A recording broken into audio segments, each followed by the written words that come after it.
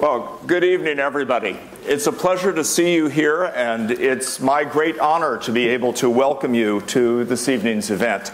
I'm Craig Calhoun, the director of the London School of Economics and Political Science, and this evening's event is a special treat for all of us. As I said, it's an honor, but also a pleasure to welcome Professor Mohammed Yunus to the LSE this evening. As I'm sure you're all aware, Mohammed Yunus is the founder of Grameen Bank and served as its managing director until May of 2011. Professor Yunus was born on the 28th of June, 1940, so we'll get to wish him a happy birthday very soon, in the village of Bathua, Chittagong, a seaport in Bangladesh, or what is now. The third of 14 children, he was educated at Dhaka University and awarded a Fulbright scholarship to study economics at Vanderbilt University in the United States. He then served as chairman of the economics department at Chittagong University before devoting his life to providing financial and social services to the poorest of the poor. In October 2006, Mohammed Yunus was awarded the Nobel Peace Prize, along with Grameen Bank, for their efforts to create economic and social development. This is a cause dear to our heart at the LSE, a cause to which we've been committed throughout our history, but to which we are renewing our commitment now in the broadest senses of economic and social development, but also specifically through programs of social entrepreneurship and entrepreneurship more generally, and efforts in the areas of international growth and development, spearheaded by the International Growth Center, which is a co-sponsor of tonight's event. Professor Yunus has a close history with the LSE, having been awarded an honorary degree of science and economics by the LSE in November 2011. In April 2013, he received the US Congressional Gold Medal. So I think it suffices to say that we've honored Mohammed Yunus a little bit. He's honored us a lot by receiving this award, by being with us tonight. For those Twitter users in the audience, the hashtag for today's event is LSEUnus. And as usual, after the lecture, there will be a chance for you to put your questions to Professor Yunus. And at that time, please do identify yourselves, wait for the ushers with the microphones. But now, with no more ado, because truly, you all know who Professor Yunus is, you're here to listen to him, not me, please join me again in welcoming Professor Mohammed Yunus. Thank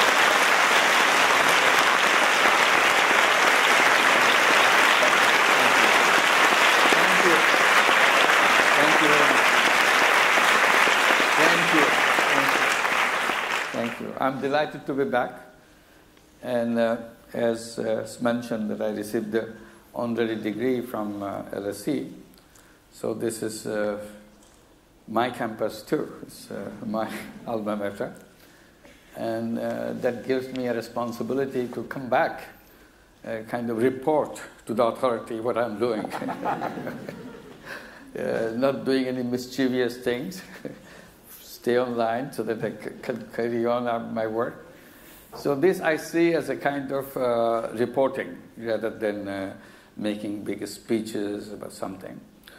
Because whatever I was doing all along gave me some thoughts about why things are done in the way they are done, why it's not done the other way. That seems so much simpler, so much easier. Whatever questions comes to my mind, I keep on pursuing that. And that's the track that I'll try to point out, what took me in a direction which normally people don't go in that direction. First of all, of course, was the microcredit thing, which is, again, was a very simple little thing. And that probably, if you follow my actions as I go through, every time whatever I was doing, I always kind of put it down in the simplest terms so that I can understand, I can handle, and make it very small that I can tinker with, play with it. Big one gets difficult, small one, but very easy to handle, very easy to kind of feel the weight of it, how difficult it could be. And smaller it is, it's easier to manipulate, it's easier to look at what is being done and its results and so on. So that kind of pushes me always in the direction of simple ideas. And I see that it helped me. Whether it will be useful to you, that you'll have to judge, but I'm giving us some kind of prelude to what is coming in my actions that I followed through. One that I did, which led to the Grameen Bank microcredit, was again not something preconceived notions or theories or nothing like that. It's just one human being responding to a very desperate situation. When you are in a desperate situation, you take desperate action. You don't think about what you do, but you need to do something in such a utter desperation that you face. This was middle of 70s. Bangladesh became independent in 1971, separating out from Pakistan. And I was campaigning for the independence of Bangladesh in the United States, where I was teaching at that time. When the war was over, end of 1971, I immediately resigned from my job. I was teaching in one of the universities there and came back to Bangladesh. It's a devastated country, and trying to see whatever you can reorganize, regroup things so that it starts functioning again. And I was trying to organize the department because I was the chairman of the department. But economy is sliding down very sharply. And quickly we ended up in a famine. So that's not the kind of thing a young teacher with lots of enthusiasm coming back home want to see. So it's a kind of very depressing situation. Then I thought maybe all the things that I teach to my students don't have any relevance to the people who live around the campus. Why don't I forget about all those elegant theories and go outside, be with the people, see as a human being if you have any use for them. So that's basically what I tried to do. And I made it simpler than that. I said, if I can make myself useful to one person, even for a day, I thought I would think that that day is well spent. So I was looking for an opportunity how to make myself useful to another person, even for a day. So I did a lot of these little things, and I felt a little bit at ease going there in the village next door, utterly poor village, people's kind of scratching their life for survival. Then I started learning a lot more about the village, about the people, about the way they do things. So it became a big learning process for me. What struck me is something kept appearing in front of me again and again, and that's a loan sharking. Poor people, but victimized by the loan sharks. They lend you tiny little money and take control of your life completely. Almost they turn you into slave labor for them. It's a very shocking, very ugly thing to watch, how cruel a human being can be to another human being in the name of helping them. They will say, I'm helping the person. So seeing that terrible thing, you feel awful, you feel rotten, that you can't do anything in front of such a system that operates in the village right in front of you. You meet these people who have been victimized and continue to be victimized. And then you feel that it's a huge problem globally. It's not just one village problem, that money lending and loan sharking is within history, within your literature, within everybody's literature. So it's not something that happened isolated way in village. Suddenly it came to my mind, it may be a terrible problem for the whole world. But for this village, for me, it has a very simple solution. Why am I not doing that? And the idea that came to my mind, why don't I lend the money? Instead of people going to the loan shark, they can come to me. And I've solved the problem for people. And I thought, yes, that's a very simple thing to do. And I started doing that, taking money from my pocket. It was not a project. Sometimes people say I was doing research, and that's nothing like that. It was no research at all. I didn't know whether people are going to pay me back or not. It's such a small amount. And things that you see in front of you, you don't mind taking money out of your pocket and do that. So I started doing that. And people were surprised that they can get it so easy. So more people started coming to me, and more people, and I got very excited about it. And I keep saying to myself, if you can make so many people so happy with such a small amount of money, why shouldn't you do more of that? And I have enough money to give more, because the loan involved was so little. It's less than $1, $2, $1, $3, that's about it. So I could give more people. But it became bigger and bigger. Then I thought maybe I should now connect it with a bank which is located in the campus. The bank can give the loan, then they can go further. It can expand much more than what I can do with my own money from the pocket. When I went to the bank, then I realized something else. Bank said, this is impossible. You can't do that. I said, I'm doing that. Said, no, bank cannot do that at all. You can do whatever this is your money, you can do. But the bank's money comes from the depositors. We can't take that kind of risk. I said, I don't see any risk. People pay me back. So no, poor people will never pay back. I said, why don't you try? Find out. Put some money. No way they gave me big lectures about banking. Not money. The more they said no, the more agitated I got. I said, what is this? And I started complaining about banking system, making nasty remarks about banking system. I said, you are very strange. You created an institution called bank, which is supposed to lend money to people. And what you do, you lend money to people who have already money. You are supposed to lend money to people who don't have money.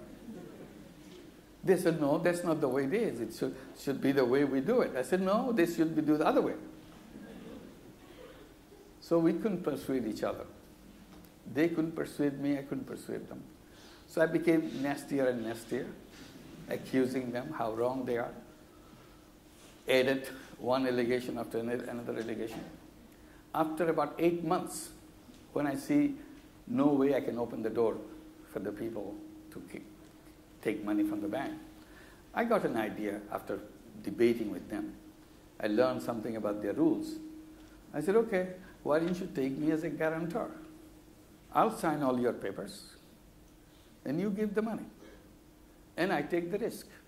If they don't pay back, as you say they won't, I take the responsibility of paying back. Now the banks thought, how do you answer that one? Because it's according to their rule. So they made difficult questions, how much money you have, and so on and so on.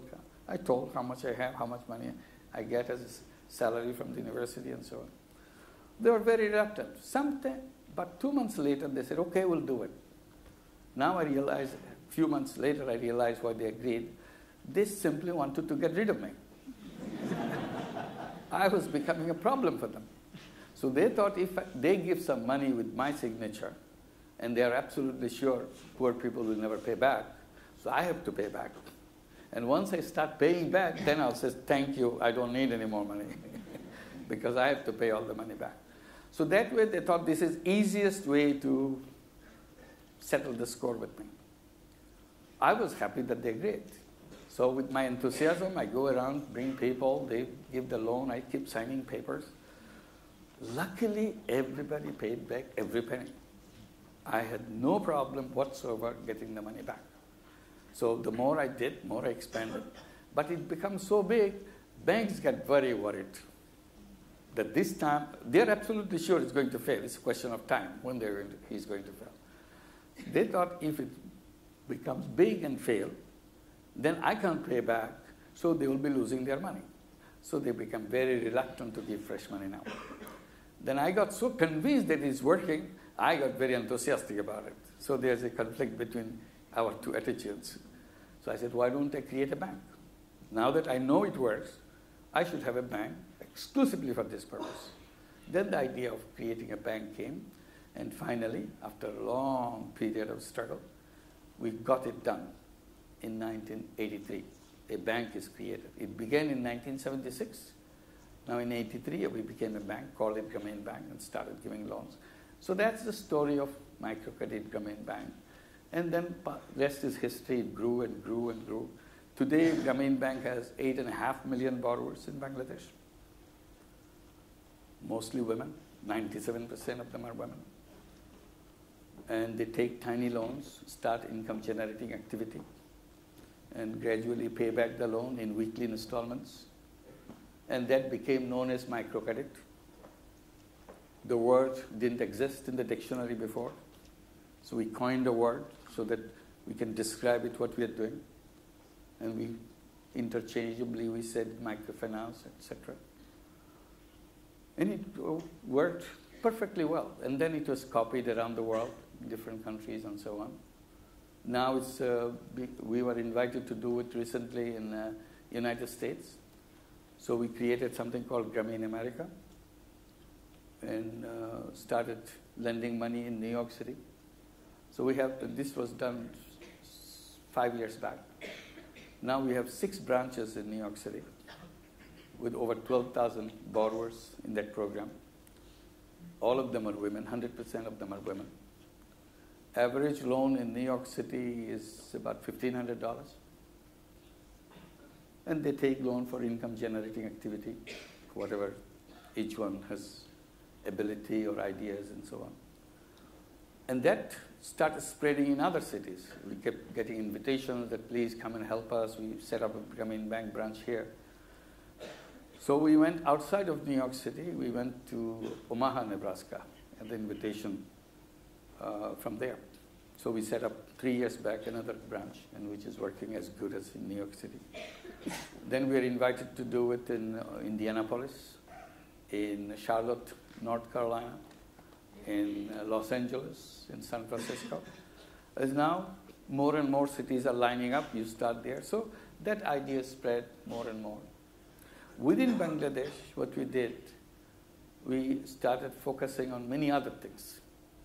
While we do the microcredit, naturally, we come close to the poor people, poor women particularly. We started seeing their problems more vividly, more clearly.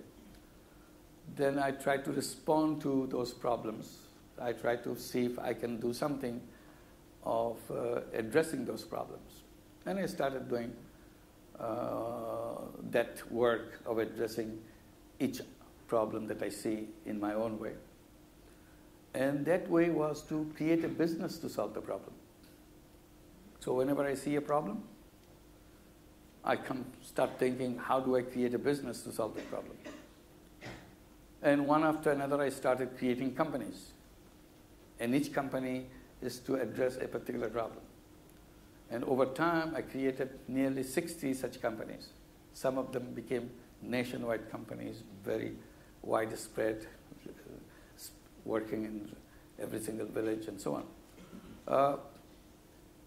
And people think I'm a very rich man because I have so many companies and very popular companies. And I try to keep explaining, look, I don't make money, I don't have any money, because I kept reminding them that I created these companies not for making money for myself. I created each company to solve a problem. And there was no intention of personally benefiting from that. Then they keep raising the question, then why do you create company if you're not making money? I try to explain because that helps people to get over their problem. They cannot tell you these two things. Business and not make money, solve problems. Because our mind is made in such a way, the moment you say business means he makes money. Because that's how we are taught in our classrooms, in our textbooks, in our daily practice. We create business to make money. So that becomes a conflict. Then I realized that maybe this is a new kind of business which nobody paid attention to it. Why don't we create this as a class of business and see others are interested, not only just me. Then I started giving it a name, because you need a name to make it known to other people. So I started calling it social business. And then I wrote a book about social business, another book to answer many questions which was raised before. So I kept on explaining this. And gradually the idea was becoming more and more acceptable to many people. And that's one direction that I continued to expand, which I'll come back. In the Grameen Banks, two things I did. One, to address the younger generation of the Grameen Bank borrowers' families. One of the basic decisions we took right from the beginning, all the children of Grameen families should be in school, because their parents, who are, the mother is our borrower, but father is not, but both of them are illiterate persons. So we didn't want to continue that tradition of illiteracy generation after generation. I thought this is a good opportunity for us, encouraging the mothers to send their children to school. This was an advantage because all our borrowers are mothers. So they understood it very quickly and cooperated with us. As a result, we have 100% of the children going to school. We are very happy that we made it happen. At least this generation, second generation, the family, will not be illiterate. But the reality was different. Not only they were not illiterate, they continued in education. They finished their primary school. We thought this will be just about the level that they could reach. They didn't stop there. They continued in junior school, high school, started graduating from high school, and wanted to go to higher education because their performance is good. So we immediately said, well, this is something great. How do we get them into higher education? They need money. So we immediately introduced education loan. Let us give them education loans so that they continued. So they continued. And they went to the medical schools, engineering schools, universities, whatever direction they could get. Now thousands and thousands of students completing those education. But that created another problem. Problem of unemployment. Educated unemployed people. They started complaining. Why did you encourage us to go to higher education? There is nothing there. What do we do? So we scratched our head, what do we do? Because we have to solve this problem. Then I started using a different language. Every time I meet young people from Grameen Bank, I sit down with them, go through this problem. They raise it anyway, I have to resolve this question for them. Whenever that question comes, as soon as we meet, I said, hey, wait a minute. You are the most privileged children the country ever known.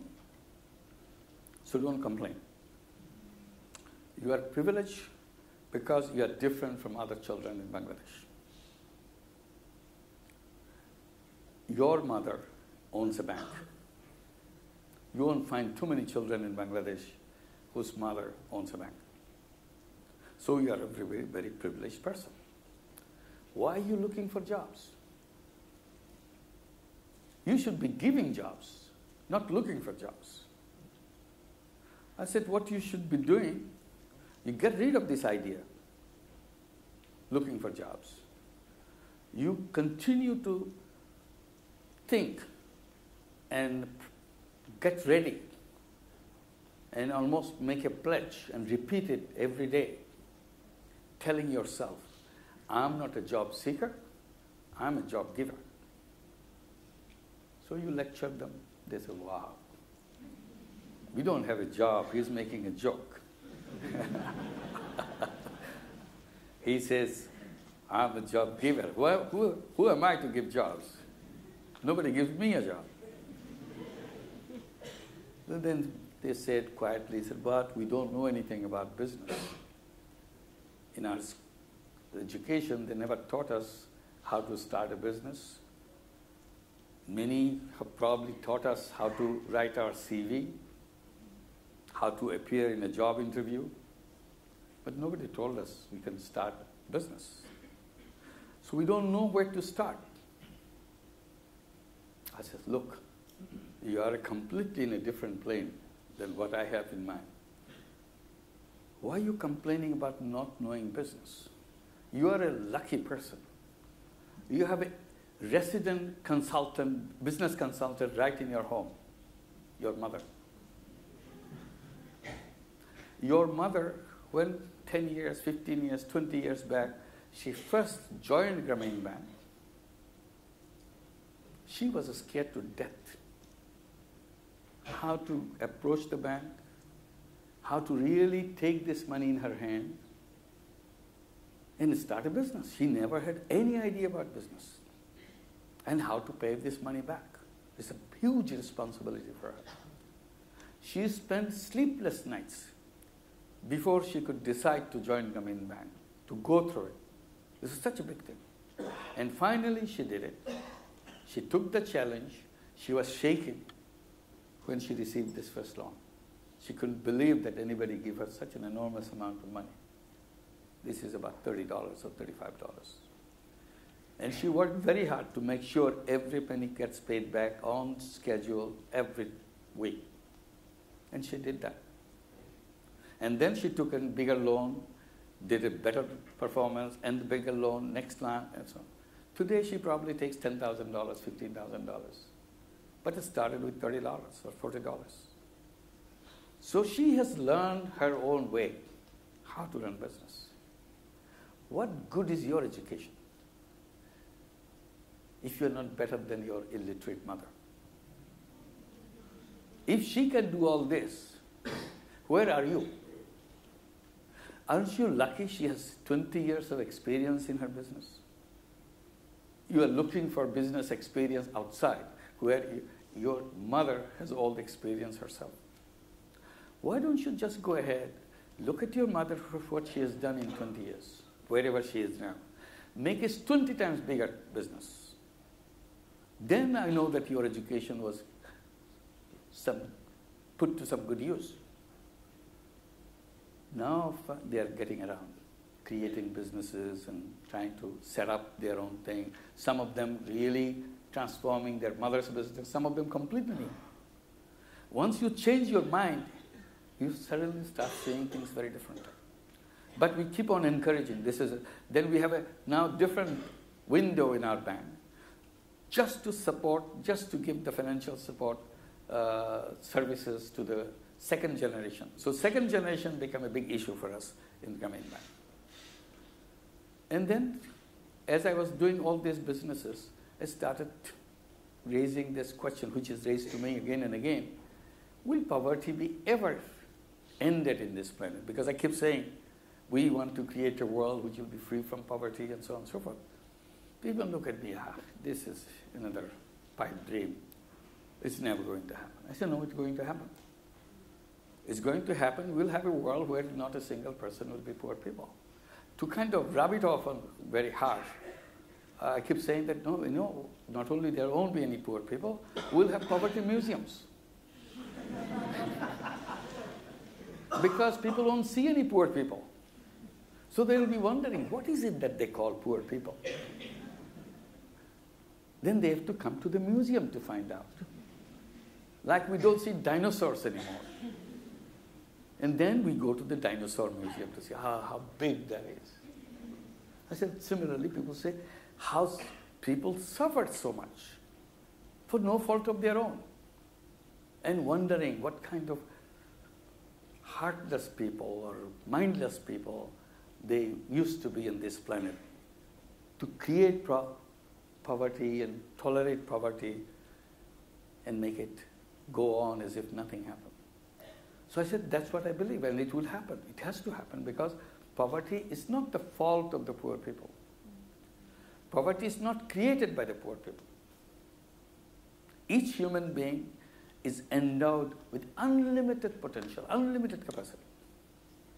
But we didn't create a society to help unleash that creative capacity. That's what happened. That's what created all this problem. We blocked away our capacity. We blocked away our creative potential. And then we are there around to suffer whatever had to be suffered because we could not bring out our capacity. Poverty is, then who created poverty? And I keep saying that poverty is created by the system. Look at the system that we created. It's not something that is conducive for people to bring out their capacity. System is made up of institutions, policies, concepts, all those beautiful things that we learn in our textbooks, in our classrooms. This is what creates poverty. Because they are wrongly designed. I said, you're interested in exact example? I said, look at the banks. Why did banks decided that they cannot lend money to most of the people on this planet? They can only lend money to people who have lots of money. They can only lend money to corporate bodies, businesses, and so on. Not to people, real people on the street. And everybody knows people suffer because they don't have this money from anywhere. So they go to loan sharks, the story that I was telling. There are loan sharks everywhere. In some countries, they are known as payday lenders. It's a thriving business. In New York City, it's a thriving business. In every city in the US, it's a thriving business. I'm sure it's a thriving business in this country too.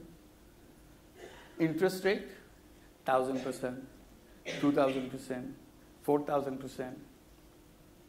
It's unbelievable. But we don't care because it's not me, somebody else. Why can't we extend the banking system there? Now we do it in New York City. We said, look, you can't tell that it cannot be done. It's done right here in New York City. And it's sustainable. It's not a charity money that we gave. They have to pay back. They have to cover all the costs and everything. It's not 2,000% interest rate. It's 15% interest rate in a declining basis. So it works. So this is a failure of the institution building. We are teaching banking in our classroom as if everything is okay. It's not okay. Nearly half or even 2/3 of the world population have nothing to do with banking. They are on their own. After 37 years of our struggle, Grameen Bank, microcredit now, all the experiences in hand, that it's not a pipe dream, this is real. It grows and helps people and so on and so forth. Still, banking system didn't change. So I just give an example. And you check through all the institutions, you'll see the same thing. It's only for the privileged people. Those who are not privileged, they have nothing to do with that institution. They cannot come anywhere near it. Then the concept, and I'm particularly focused on the concept. Because we created a world now run with the framework, which is a capitalist framework. In that framework, we have interpreted things in the way that everybody who is in the business world has to make money. And business means business to make money. Mission of business is to profit maximization. And that's, we rub it on from every student. That's, don't forget, profit maximization. That's what kind of fuels the whole economy, it thrives, etc., etc. So we became convinced. And as a result, we transform ourselves into money-making robots. All we can do is to make money. Either we make money ourselves, or we go and work for somebody who makes money. So I help them make money. So when we take a job, we're taking a job with the company. When we take a job with the company, what do? Help the owners of the company, shareholders of the company to make money. We have business schools to train young people to go out, join the businesses, to make sure they are profit source. That's what we do. There is nothing else. And I could not accept it right from the beginning. And I detoured from that and started creating other kind of companies without realizing what I'm doing. Now I keep saying that, look, why do we have to do only one kind of business? In this world, that the way we interpreted human beings in the theoretical framework, this is a total misrepresentation of a human being. Excuse me. In that interpretation or misinterpretation, human being appears as a money-making robots. If you kind of get away and watch people, you say they behave like robots. All they do is chase money. So we are money chasers. Money became a habit with us. Money has become a kind of addiction to us. And we continue to do so. And everybody applauds. Yeah, that's great. You make a lot of money. And if you didn't make money, you are a failure. So that's how our life is judged. And the thing that I try to remind people, that look, we are not one-dimensional people. Human beings are multidimensional. But somehow, economists put us into single dimension, money-making dimension, and blocked out all other dimensions. Then the response is, that's not true. They are not one dimension. They make money. If they want to be philanthropists, they want to give away their money, they can do that and become a philanthropist, giving away the money. I said, I don't mind philanthropy. Philanthropy is a great thing. It's a wonderful thing. But that's not a business. I'm talking about the business world. The problem or limitation of philanthropy is, in philanthropy, money goes, does a wonderful work in solving human problem. But the money doesn't come back. So money has only one-time use. As a result, if I'm in philanthropy, either I have to bring money again and again to do the same thing, or I have to go out to others, ask for money, take some charity money so that I can do it again. And every year I have to go back and do the same thing. This is a burden in that particular procedure. If I can transform this into a business module, same work, whatever the philanthropy was doing, if I can transform into a business format, then what I started calling a social business. If I transform into a social business, money goes, does the same work, and it comes back. And you send it back again, same money, not this different money, and it does again. So you can do it again and again and again. It never exhausts. It rather grows. Because if you're running it as a sustainable business, it should be growing. And it becomes very powerful. But that business is not accommodated in our system. We don't talk about it. I said, what we have interpreted as a human being as a selfish human being. In business is a selfish activity. We want to make money for ourselves. Nobody says I'm making money for somebody else. And that's why shareholders value shareholders, profit, everything, always shareholder, meaning me. I'm the shareholder. So you have to give it more and more and more. That's what the slogan is. But what about the selflessness in human being? As a human being, I'm a selfish being, which is true. At the same time, I'm a selfless being. What happened to my selflessness? Why can't I create a business on the basis of my selflessness? They say, you can't do that. I said, why not? Because there is no incentive. Why don't you understand that? Money is the incentive. The more money you make, happier you are. And that drives you. That drives the economy. That's why we're all for the money making. I said, I accept that. I accept profit is an incentive. I don't doubt about that. But the way you told me gave the impression money is the only incentive. That's the difference. I'm saying there are other incentives. Money is an incentive. There are other things that are incentive. I said, like my own experience, I said, I feel money making, yes, for some it's an incentive, for some it's a great happiness. The more money you make, more happy you are. But there are people who may say, making other people happy is also happiness.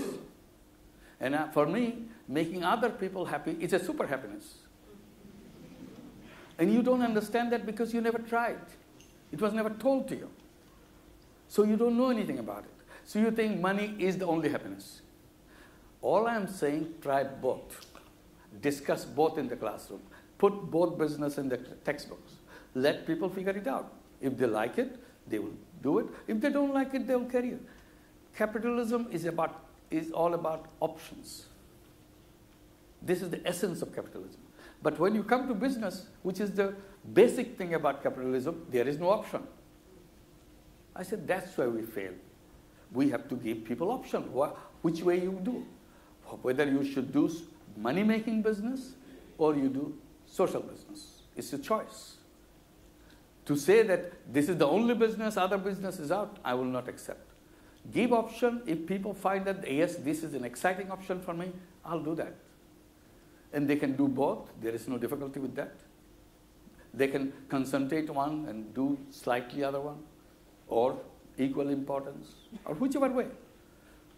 And then we'll find out how it works out. I see young people love that idea. They say, yes, I can do something. I have the power. I can use that power to impact on people's lives, solving problems. And I try to point out, today, in 2013, human being came all the way to a stage where you have enormous technology in our hand. And you can see it in the young people. Because they're the most privileged young people. Because previous generation young people, when I was at your age, I didn't have that privilege of enjoying so much technology in our hand. In our time, at your age, we are still writing in long hands, and we try to figure out a beautiful piece of paper to write a letter and very nicely write and have an envelope, stuff it in an envelope, look for the stamp, postage stamp. Stamp collection was a big hobby for all of us. You forgot there's something called stamp. You forgot there's something called real mailbox, not in the screen mailbox.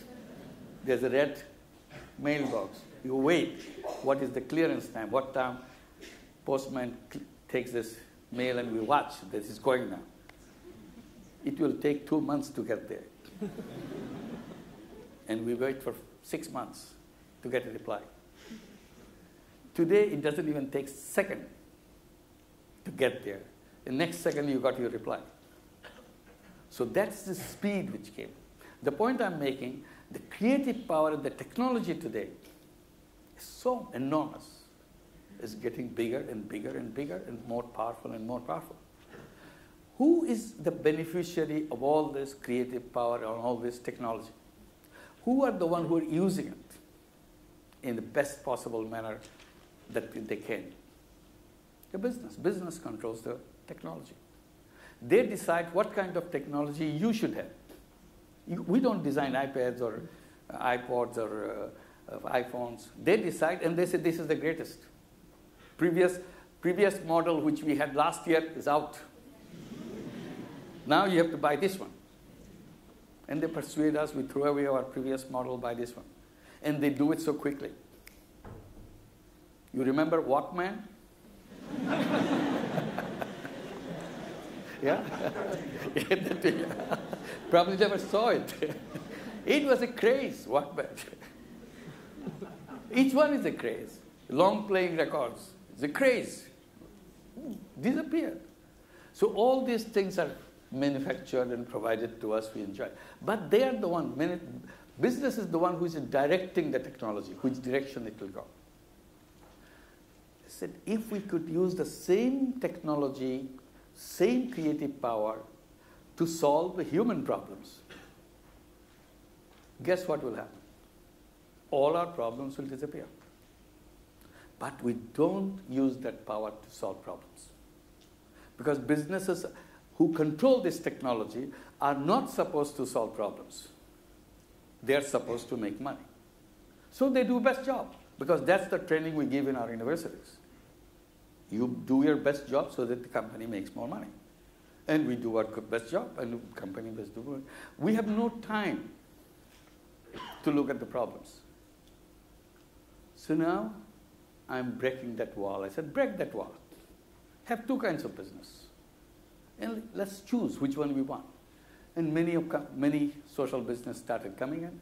It's happening. And then it's an interesting thing that happened. Many big companies, very surprised when I first saw that. Many big companies, multinational companies, started to talk to us. Can we do some social business with you? I said, of course you can do social business with us. We'll be delighted. And first one, big one really came with us, was Danone, a French company. Their idea is, we want to do some social business with you, exactly the way you've described in your book. What do we do? So we sat down for days and days with their top brass and finally decided to focus on one item, to solve the problem of malnutrition in Bangladesh. We designed a special yogurt. Put all the micronutrients which are missing in the children into that yogurt. Made it very cheap. Made it very delicious. So that children love it. Because if you put in a little cup all those micronutrients, if I'm making it or you are making it, it will be ugly tasting thing. But Danone had the skill. They have the knowledge how to make ugly tasting thing into delicious tasting. They brought it up. And they hit the right kind of taste for the children of Bangladesh. They tasted many different varieties of taste. And they found the one which is very popular among the kids. They just gave it. They love it. If a child eats this yogurt, very simple yogurt, very easy to buy, gradually they regain all the micronutrients and become a healthy child. It's a business because we cover all the cost. But Danone, Grameen, they are not going to take any money out of this as a dividend. They can take back the investment money according to our principle of social business, but nothing more than what you have invested. And that's what they do. And they're enjoying it. They're very happy about it. And press people found out that Danone is doing, Danone issued a press note that we have done this. Then they get very curious. Comes to me. Don't you think Danone is using you? To give a kind of a look that they are doing good things for poor people. So after I heard it once or twice, then I started giving a good answer for them. I said, oh my God, I didn't know that.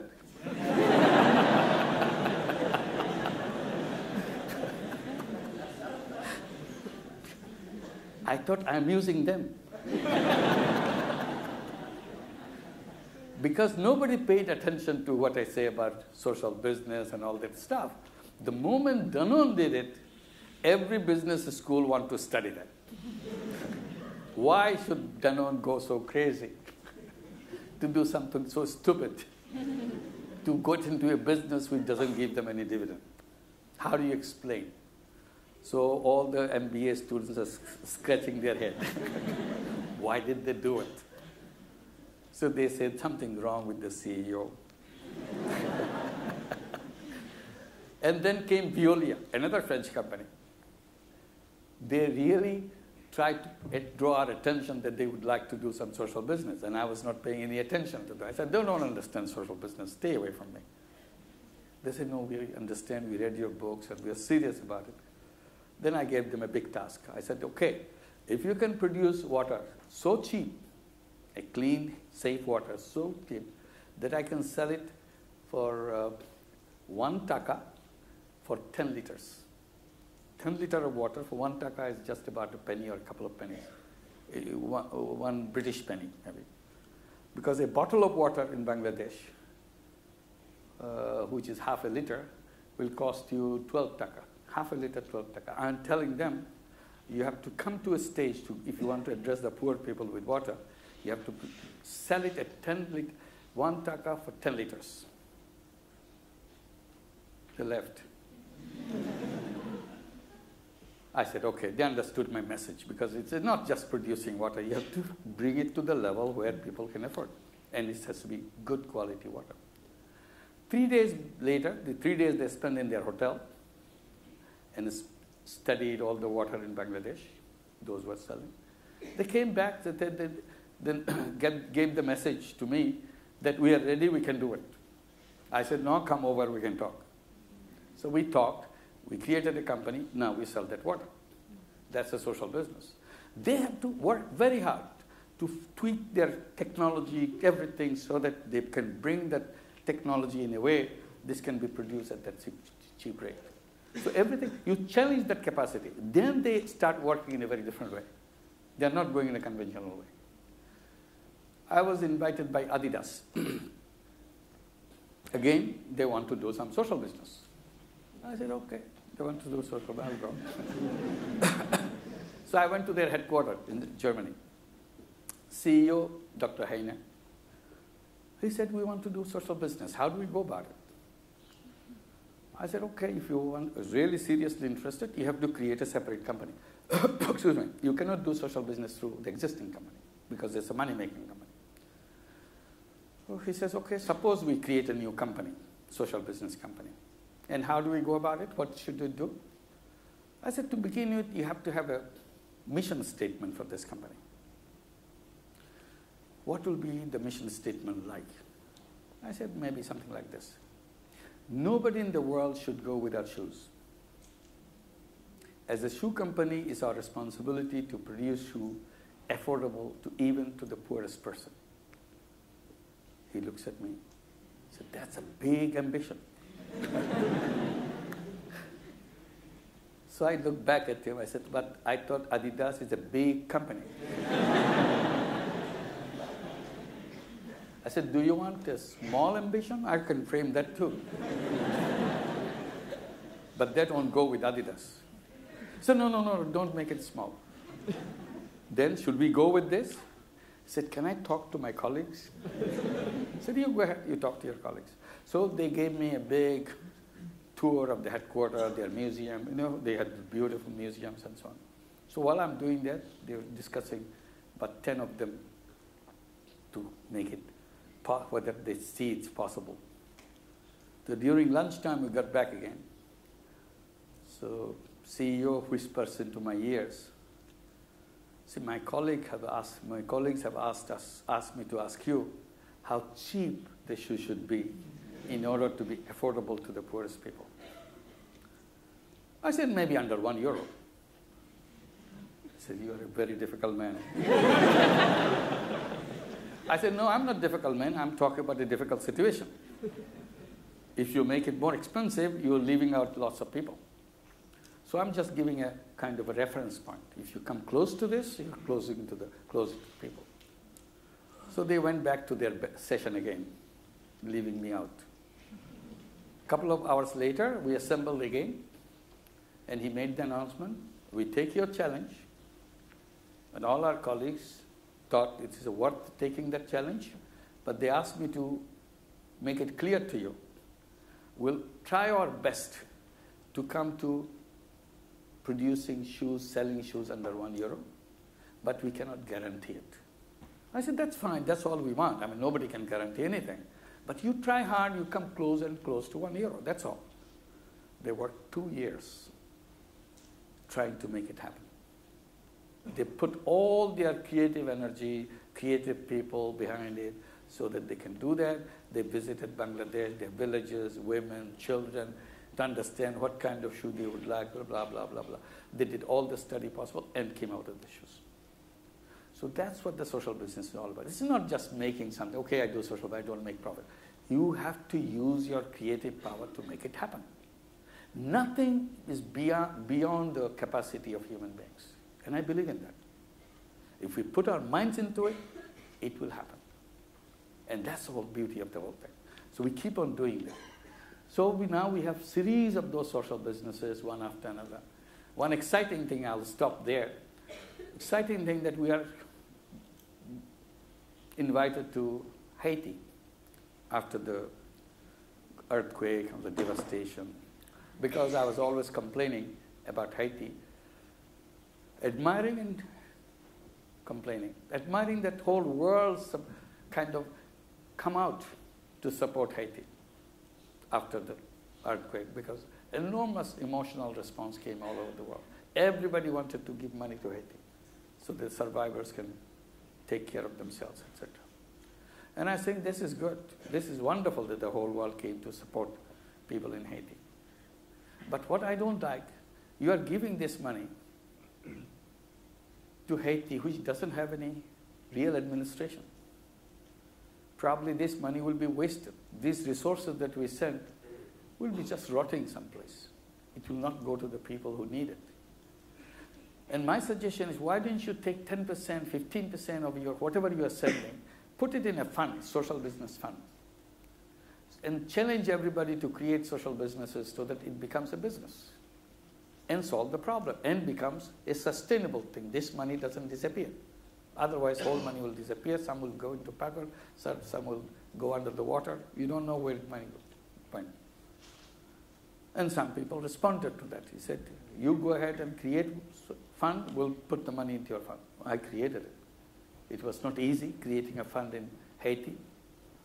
Legal problems and technical problems and all. Finally, we did that. So they put the money.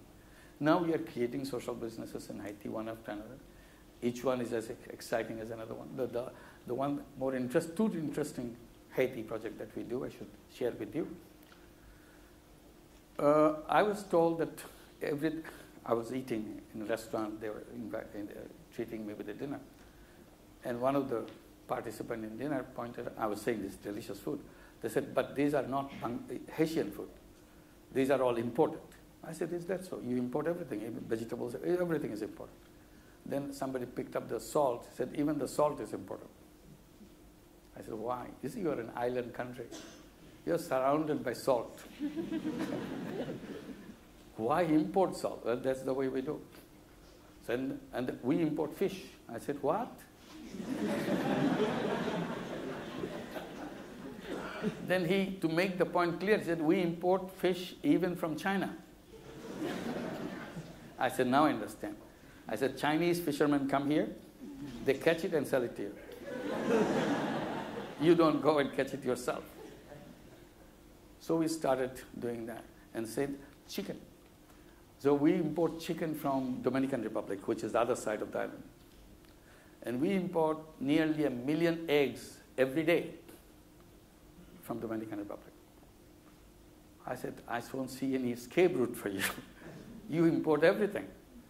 So we started setting up companies to produce salt as a social business, chicken as a social business, and et cetera, et cetera. Then one company in Brazil became very interested in social business as other companies became interested. So they came to see me in New York in another conference.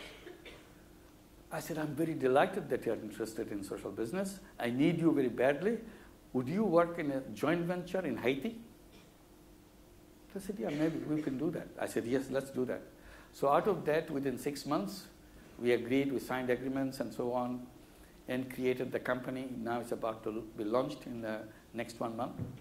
A joint venture with a Brazilian poultry company. It's one of the largest poultry company. To start a poultry company, social business poultry company in Haiti.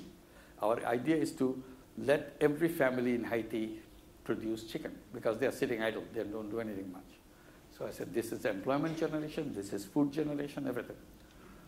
And then I gave the task when we are signing the agreement. I said, look, our first task would be to export chicken to Dominican Republic.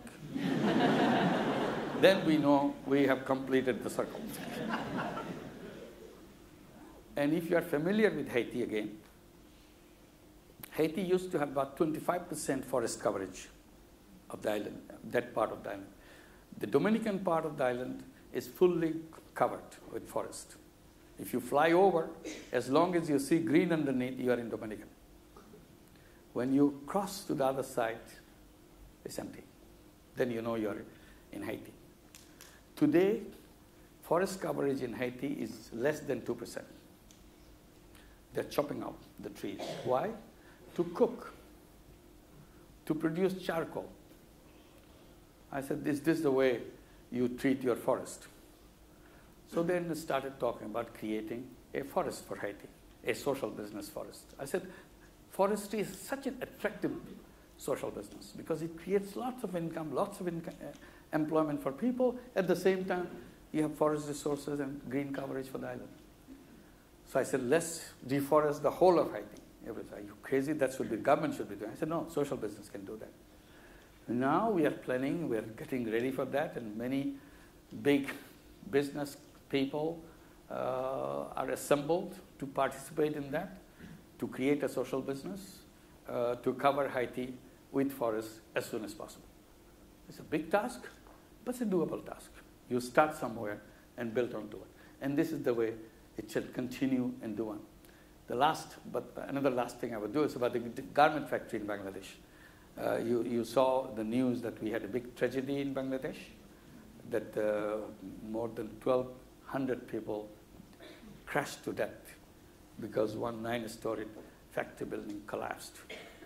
So that kind of shaken the whole nation because we had to watch it on the television day in and day out. Dead bodies being pulled out from that one after another, and people who are still alive in the beginning screaming from underneath to be saved, and some of them were saved by cutting off their limbs because they got stuck with something, so they were very crudely sawed off so that the rest of the body can be brought out. So that has shaken up everybody. Then it also draws attention to the garment industry itself. What does it do? And Pope Francis has said a very strong thing. He said, the women of Bangladesh in the garment industry workers are all women, basically. 85% of the workers are women, young women. And these are the women who crashed under the building for no fault of their own. They are being treated as slave labor.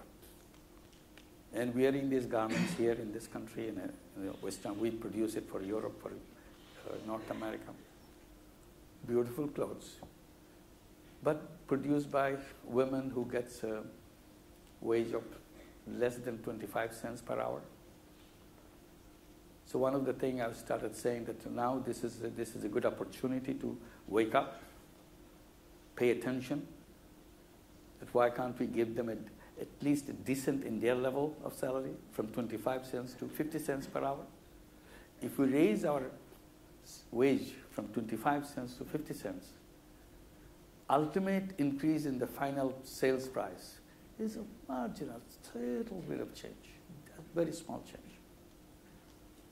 But people are so busy, competitions and so on.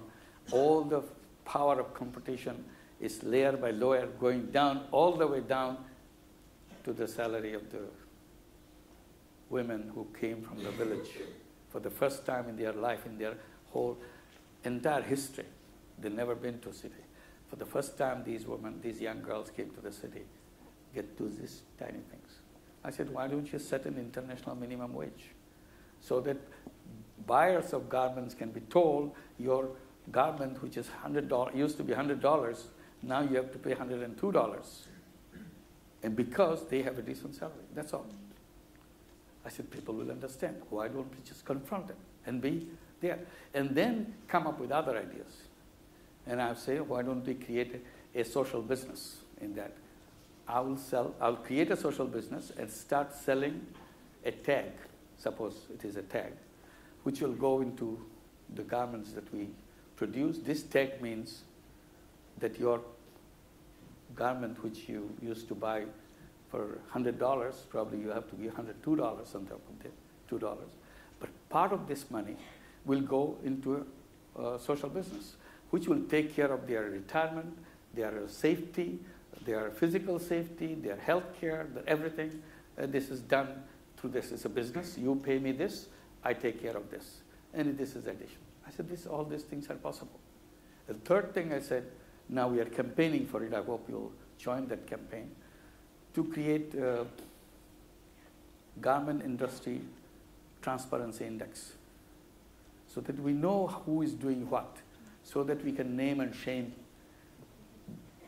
factories in Bangladesh, buyers in the US or Europe and so on, who is doing how it's being produced. After all, they're connected with our lives here in Europe because we are wearing their clothes and they're working very well, they're working hard.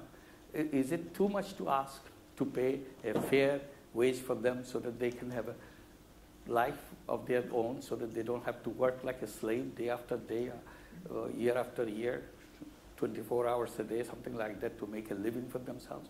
So this is an issue that we have to address and make sure consumers are aware of it, because after all, it's finally the consumers who will be making those decisions, which one I should buy. One which is produced by happy workers, because when I wear, I feel happy. Those people who made this shirt, made this dress for me, they're also happy, and I'm making them happy by wearing their clothes. That's a very simple thing. It takes pennies, nothing more than that. So this is another part of the whole social business campaign and also the garment industry and so on. So this is a possibility of creating a completely new kind of society for all of us if we use our creative power to do that. And if we do that, we have a world of completely different nature. A world where there will be no poverty, as I was explaining. It's possible. It can be done very soon. You don't have to wait for years and years. And we can create a world where there will be no unemployment. There is no reason why anybody should be unemployed.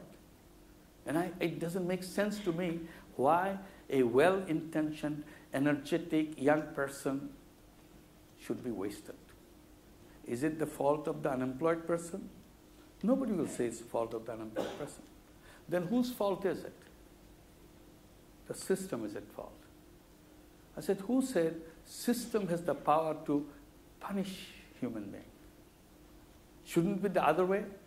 Human beings should be punishing the system. But we accept it. We say, well, 5% of our young people are unemployed. 20% of our young people are unemployed. That's what you say in Europe. In Bangladesh, unemployment is not a news. Employment is the news. So imagine how many people are unemployed. That's the rule. And that's the rule throughout the world. Who created that thing? That we are able, we are creative, we want to contribute, we want to produce, but the system doesn't allow me that. What kind of system did we design? We made a machine which is supposed to take us from here to here. It doesn't go anywhere. It sits there. Is it a good machine? Why don't you throw it out? So that's the challenge. Why don't you design something when you finally get it in operation and everybody is employed, everybody is doing things in their own way, busy, and you can't bring the question, did you know there used to be unemployment before? They said, what is unemployment? Why should there be unemployment? Didn't they want to do work? No, they wanted to work. Then why couldn't they work? Because they didn't have unemployment. What do you mean unemployment? It's a hard time to explain what is unemployment. But we accept it as if it's an act of God, like a cyclone or something. This is not a cyclone. This is a man-made phenomenon. If it is a man-made phenomenon, it's us to fix it. Not just do this 1% increase, 2% increase. That's not it. It should be wiped out completely. Like poverty can be wiped out, unemployment can be wiped out. And that's something that is a doable thing. It's not earth-shattering ideas. It's all paying our attention to it. Thank you very much.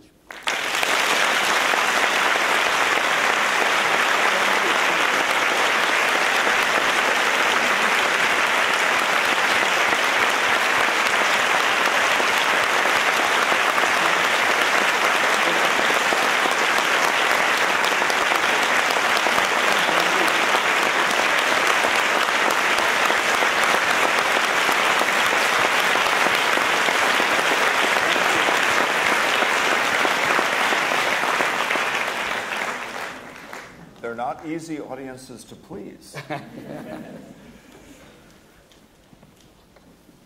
I know from that you join me in thanking Professor Yunus for that wonderful speech. The floor is now open for questions. We have a few minutes, but we do need to stop at 8 relatively promptly because there will be a book signing opportunity outside afterwards. Please identify yourself. We've got one over here on the far side. The stewards in the red shirts will bring a microphone and say who you are. Ask your question relatively briefly if you can. Okay, the next will be a woman in the back, about second row from the very back. Yep. Professor Yunus? Yeah. Here. Hi. Over here. Yeah. No, over to your left. Oh, okay, here. Over here. I was trying to locate. Hi, sorry. You were talking earlier about the responsibilities amongst various, the vulnerabilities that you see among poor people, especially women.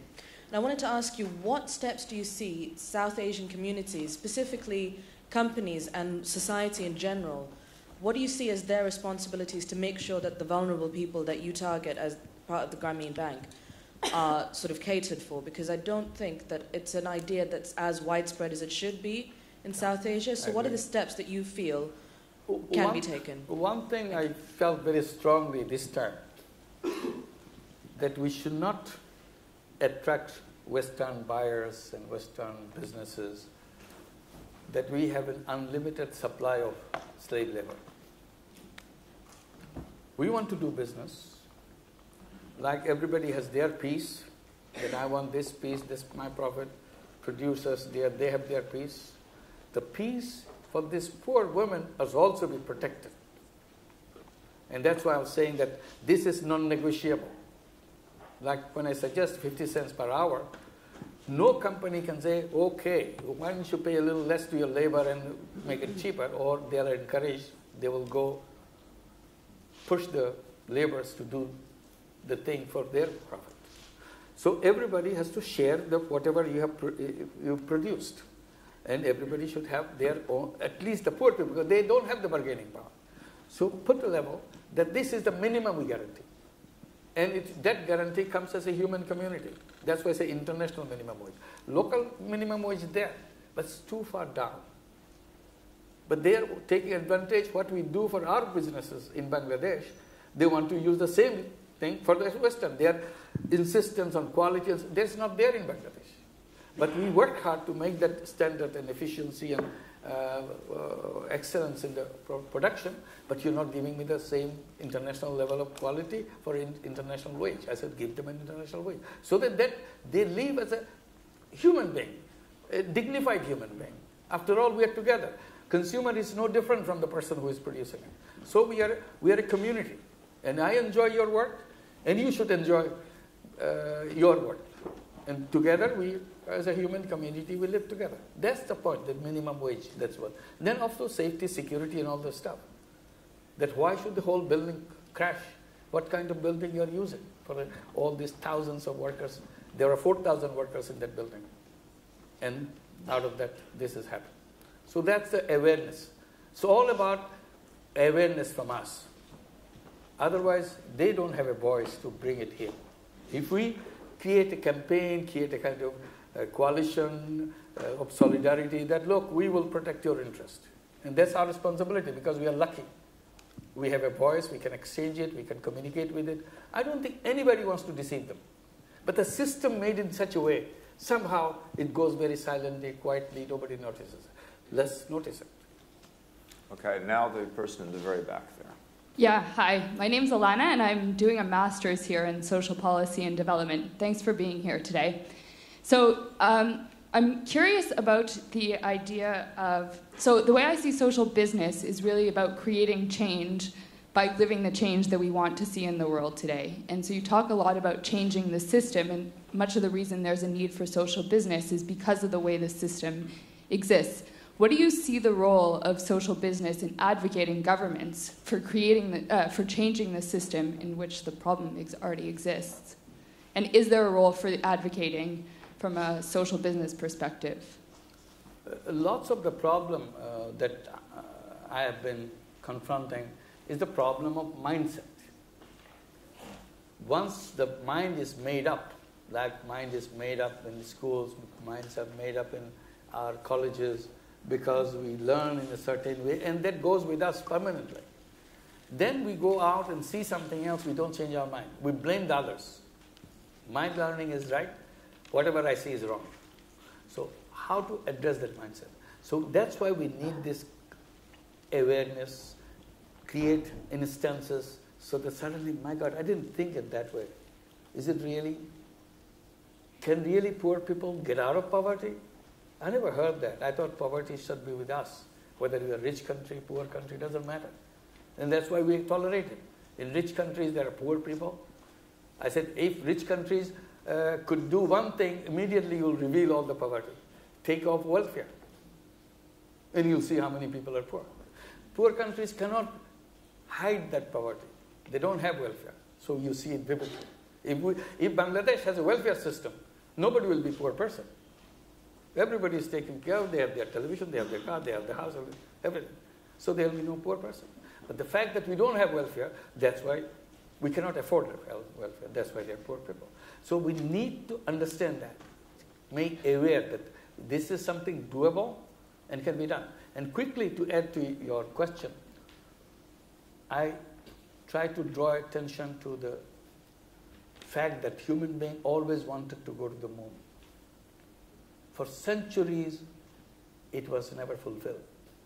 But they made stories about it. Some funny stories, some very attractive stories. Later on, they became science fictions. We create a science fiction to make it happen, because physically we cannot do that. But the interesting thing is, science always followed science fiction. That's why we have Star Wars. We love that. And we follow that Star Wars in our life. Now all the gadgets you see, somehow this is something was told in those science fictions. Today it's become real because science is following those ideas. Because we fictionalize it, it's an imagination. The moment you imagine, it starts happening. So science fiction, then we have science fiction TV series, Star Trek. We go, the other galaxies and so on. Someday we will, because science will follow. But unfortunate thing is, we don't have social fiction. If we had social fiction, our society would have followed that. We have no imagination. Can you imagine a world where there will be no poor person? That's why I say museum, because suddenly it hits you. Can we really have museums to go and see poverty? Yes, we can. That's why I say about unemployment. This is not part of human being. Unemployment is not part of human being. It's artificially created. So how come we can't get rid of it? I said, have you ever seen an animal remaining unemployed? How come? How come with all the glory of our knowledge and technology, we are unemployed? I said, if you found one unemployed animal, most likely it is owned by a human being.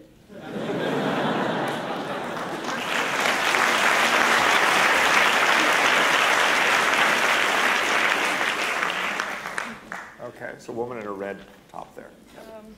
Hello. Thank you for being here. Yeah, okay. I'm Manuela Ismaili from Laundry Building Society. Actually, I wanted to thank you because you made me shift from law to microfinance. Very good. The reason was your book. So I have a technical question, basically. I know that you are opening Grameen in UK. Yeah. I wanted to ask at what stage that is. Why did you choose Tesco for collaborating? And this is another question, but it's related to it. Do you think that in UK it will function as well as in those countries that really are poor? There are really poor people also in UK. I'm not saying that, but I'm saying people who really don't have any kind of opportunity and people who live in the high-tech countries, as we said. If you believe that it will be the same exit. Yeah. Thank you. Well, thank you. Yes, we are invited in Glasgow to start Grameen UK. And our first branches will come up in Glasgow. And within a couple of months, probably, it will be launched. Since we cannot work as a bank, we don't have a banking license, which is very complicated, very expensive. Tesco Bank has agreed to give us a kind of umbrella under which we can do the banking. So that is the reason we have collaboration. And there's a foundation created, Grameen UK Foundation, which will be the legal structure of the company that will work here.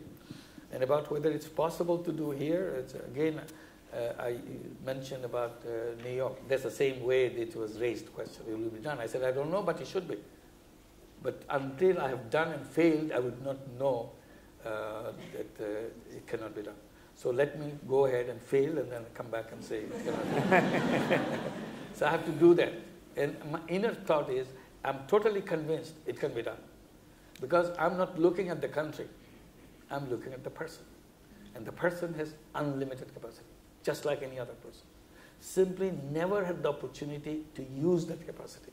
And this loan, this money, suddenly allows the mind to start ticking. Let me use, I can do it. And start in a very baby step. And with that baby step, when you do it, then you want to do an adult step. Then it begins. So it doesn't matter. Only problem that we see in a rich country, poverty, you are surrounded with the welfare programs. And many of the welfare programs, particularly I know more clearly about the US programs, are designed in such a way, once you are in, you can't get out. It's a trap, it's a prison.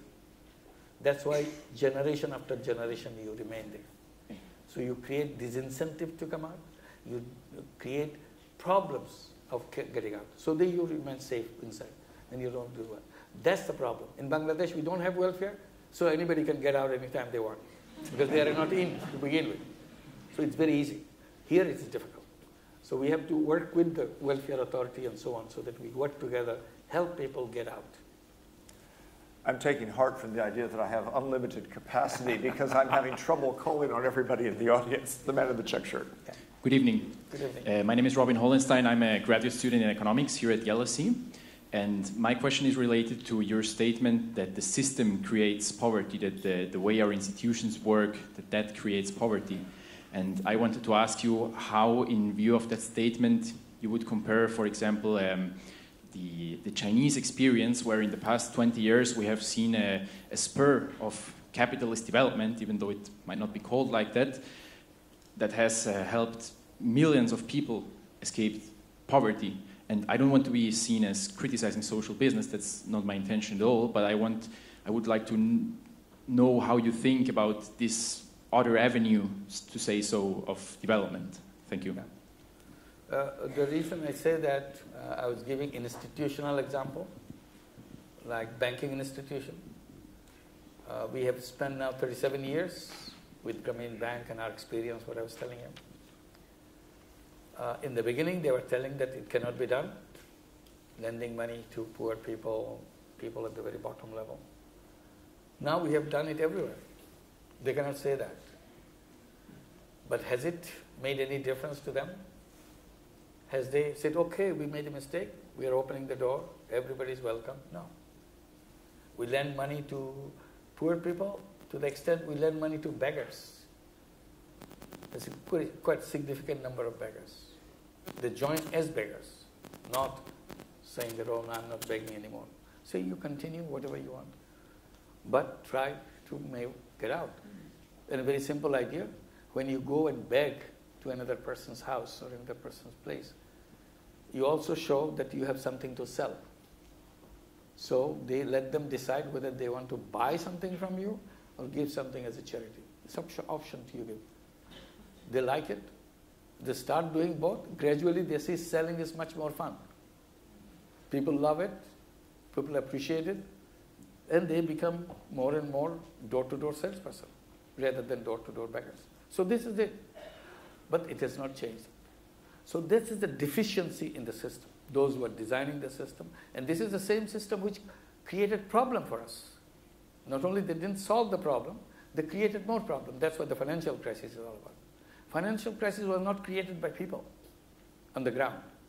It's created by some small group of people in one city by treating their organizations or their businesses as a kind of gambling opportunity. They gambled and failed, and the whole world suffered. Millions and millions of people suffered all over the world. So that's the thing I'm talking about, deficiency. And you mentioned China. Yes, of course, China did a great thing. And they have taken out about 400 million people out of poverty, maybe 500 million people out of poverty in the shortest possible time. Yes, they have done that. But the basic nature of capitalism has not changed. Will it eliminate poverty completely? If United States could not eliminate poverty, that's capitalism. If Europe couldn't eliminate poverty, that's capitalism too. We have to come back to the welfare and everything else to cover that up.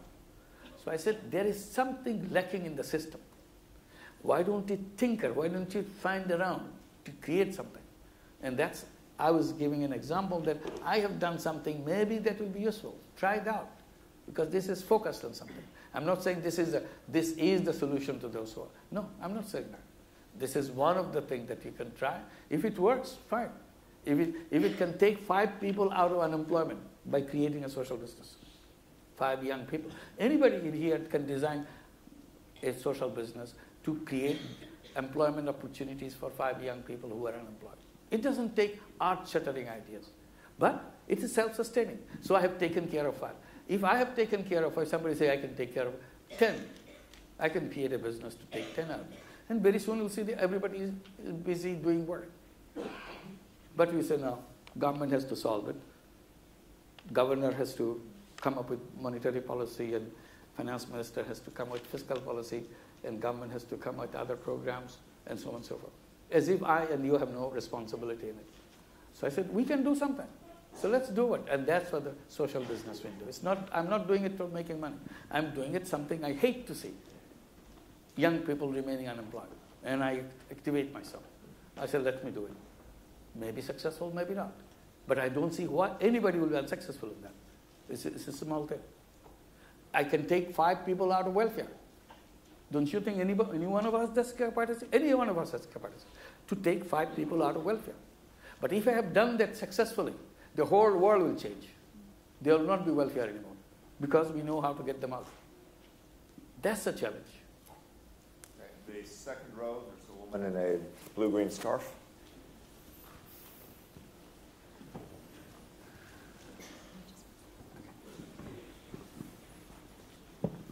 Hi, I'm Harsha Patel from Doing Social. I run a social enterprise that tries to address local poverty issues in deprived communities. What are your thoughts on how effectively we in this country are addressing our own severe poverty issues through social business? Again, it's a challenge. It can be done. Just 2 examples, 2 information, 2 pieces of information. Glasgow Caledonian University, not only they're helping to set up Grameen UK, within the university, they have created social business center to bring young people, business people, community people, think together to create small little social businesses, 5 people to be employed, 5 people to be drawn out from something, and handicapped people to become fully dignified citizens, and so on and so forth. Each one is simple, each one is doable, so they have been doing this within that. And also in Salford University, which just launched their social business center. And one of the things which is interesting for me, during this day-long discussion in Salford, and the community people came, business people came, students were there, faculty was there, they decided in the next 5 years for Salford, they will create 1% of the economy of Salford as social business economy, 1% in the next 5 years, which is a daring decision.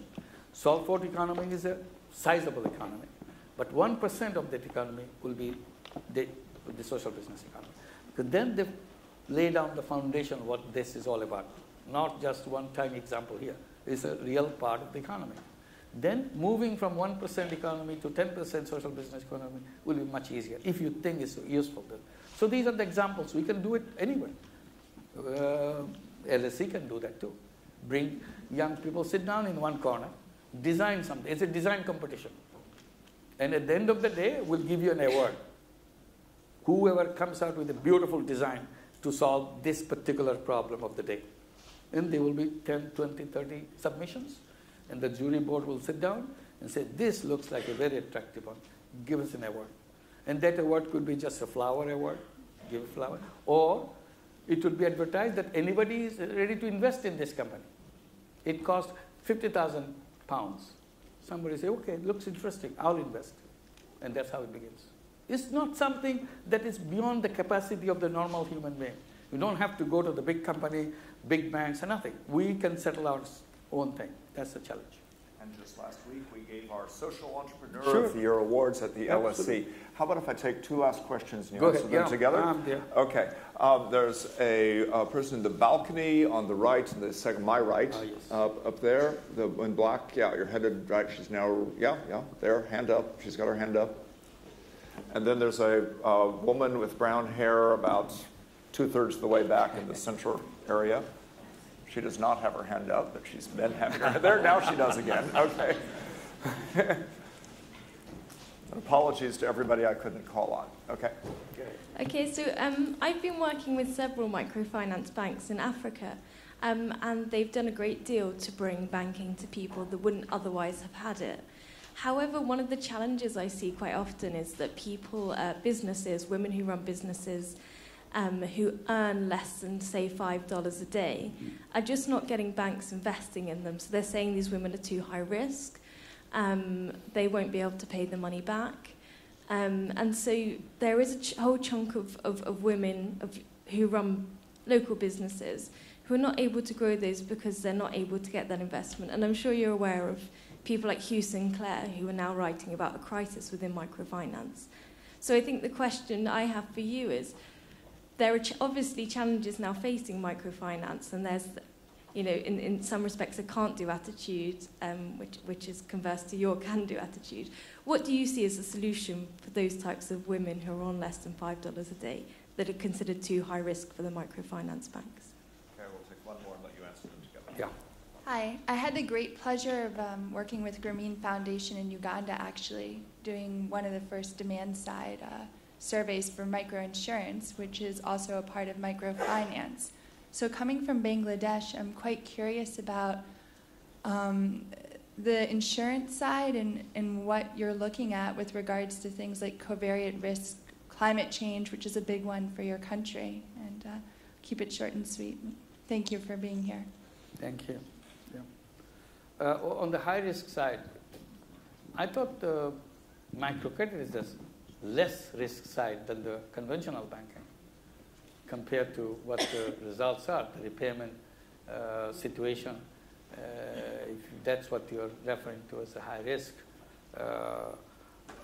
if somebody is doing a great chance of a failure, maybe they have not designed the program right to create that kind of situation, because all over the world we see everybody is enjoying the fact that wherever microcredit works, there's a very high rate of repayment. And I was giving an example even in New York City, which is a very difficult city to work with people who hardly know each other, hardly speak each other's language, very individualistic and so on.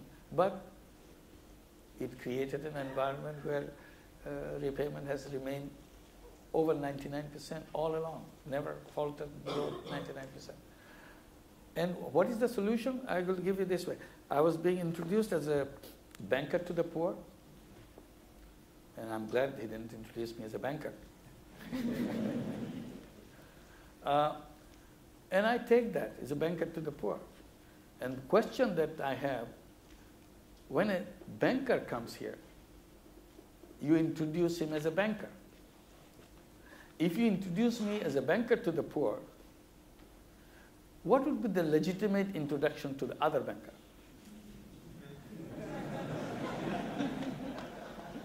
But we don't say that. We say banker.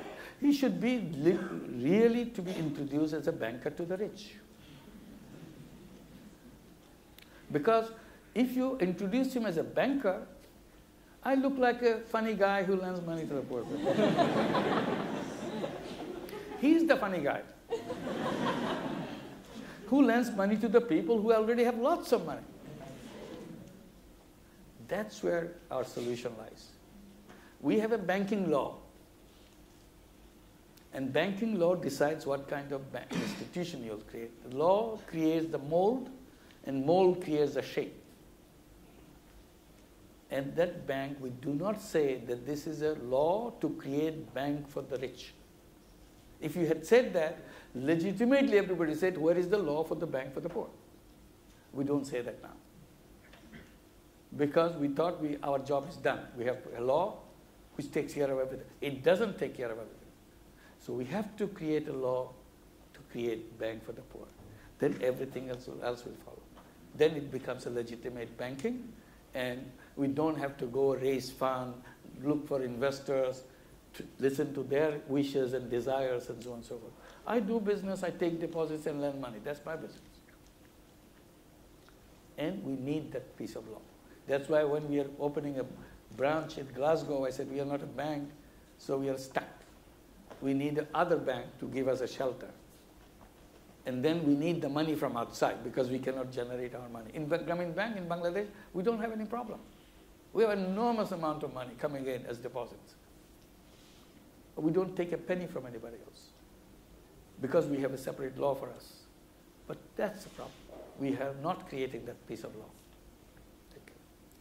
And the one, insurance and climate change, yes, yes, we need that. And Bangladesh is a vulnerable country.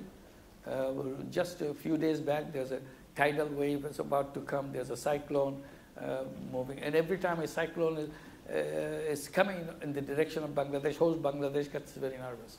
How many people will be just washed away from Bangladesh? Because our land and the water is at the same level. And when the sea level rises with the global warming, we slide into the sea.